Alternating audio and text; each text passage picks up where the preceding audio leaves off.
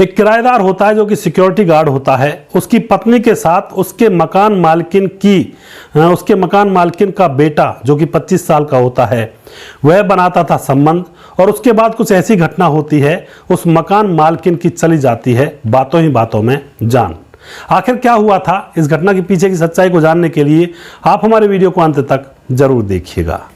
नमस्कार, मैं हूं सुदेश कुमार और तिरछी बात चैनल में आपका स्वागत है। दोस्तों, यह घटना मध्य प्रदेश के जबलपुर की है, जहां पर विनोद नाम का एक व्यक्ति रहा करता है जिसकी उम्र 29 साल है। उसकी शादी हुई थी 2-3 साल पहले।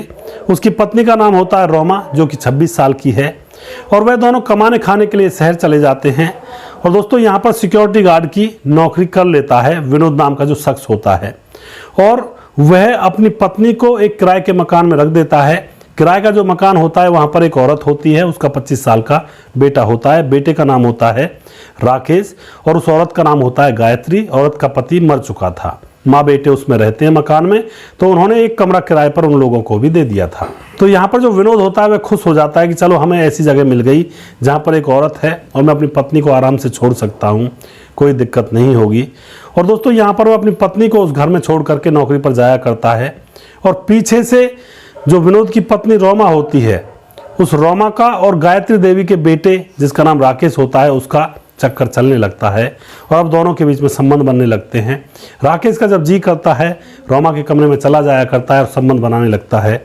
इसी तरह से मामला चल रहा होता है। और अब क्या होता है दोस्तों, अब धीरे धीरे कुछ समय गुजरता है तो विनोद को पता चल जाता है कि उसकी पत्नी के और मकान मालकिन के बेटे राकेश के साथ अवैध संबंध हैं। तो अपनी पत्नी को लेकर के दूसरे मोहल्ले में जाकर के एक मकान किराए पर लेता है और अपनी पत्नी को वहां पर रख देता है, और उसको समझाता भी है कि ऐसा वैसा कृत्य नहीं किया करते। उसके बाद वह तो ड्यूटी पर चला जाया करता है, और उनका प्रेम कहाँ बुझने वाला था दोस्तों। फिर भी राकेश उस घर में भी विनोद की पत्नी के पास जाया करता और दोनों संबंध बनाते, और फिर राकेश वहाँ से छुप कर आ जाया करता। अब एक दिन क्या होता है, 15 मई को अचानक विनोद आधी छुट्टी में ही घर पर आ जाता है, और घर पर आकर देखता है तो उसकी पत्नी रोमा और पहला जो मकान मालकिन का बेटा था राकेश नग्न हालत में होकर एक बेड के ऊपर संबंध बना रहे थे। तभी यहाँ पर विनोद को गुस्सा आता है और अपनी दुनाली बंदूक को लेकर वह राकेश के पीछे दौड़ता है। राकेश वहाँ से भाग जाता है, और फिर वह बंदूक लेकर राकेश के घर उसकी माँ जिसका नाम गायत्री देवी होता है उसको धमकाने के लिए जाता है कि अपने बेटे को समझा लो, उसने अभी तक मेरी पत्नी का पीछा नहीं छोड़ा है, अच्छा नहीं होगा, मैं उसे जान से मार दूंगा। दोस्तों, यहाँ पर जो राकेश की माँ गायत्री होती है वह बात को समझ पाती, वह उल्टा उससे लड़ने लगती है और उससे बुरा भला कहने लगती है। अब यहाँ पर विनोद को गुस्सा आ जाता है, और फिर दोस्तों यहाँ पर क्या होता है, जो गायत्री देवी होती है विनोद के मुंह पर एक झापड़ जड़ देती है, एक थप्पड़ मार देती है। अब यहाँ पर विनोद को गुस्सा आ जाता है और अपनी दुनाली बंदूक को तान करके गायत्री के सीने पर तान देता है और गोली चला देता है। गायत्री वहीं पर ढेर हो जाती है, खून बहने लगता है, तड़पने लगती है, और वहाँ से विनोद फरार हो जाता है। पुलिस आती है, लोगों को पता चलता है, पुलिस को लोग बताते हैं कि यहाँ पर सिक्योरिटी गार्ड आया था विनोद जो इनके घर में पहले रहा करता था। पुलिस अब विनोद को ढूंढ रही होती है। पुलिस विनोद को उसके घर पर जाकर देखती है, वहाँ पर नहीं मिलता है।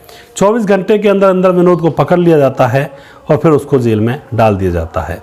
यहाँ पर विनोद की पत्नी जो कि इन अय्यासियों को कर रही थी उसका कुछ नहीं बिगड़ा, और जो अय्यास लड़का था राकेश उसका कुछ नहीं बिगड़ा तो यहाँ पर गायत्री की मौत हो गई, और जो विनोद था वह जेल में चला गया।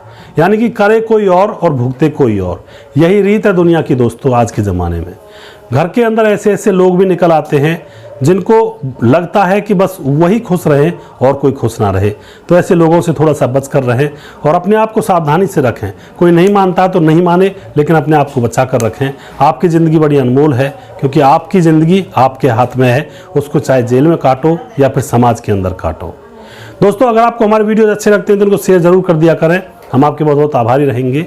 अगला प्रोग्राम मैं जल्दी फिर से लेकर आऊँगा किसी सच्ची घटना के ऊपर। तब तक आप खुश रहें, सावधान रहें, रिश्तों की अहमियत को समझें। जय हिंद, जय भारत।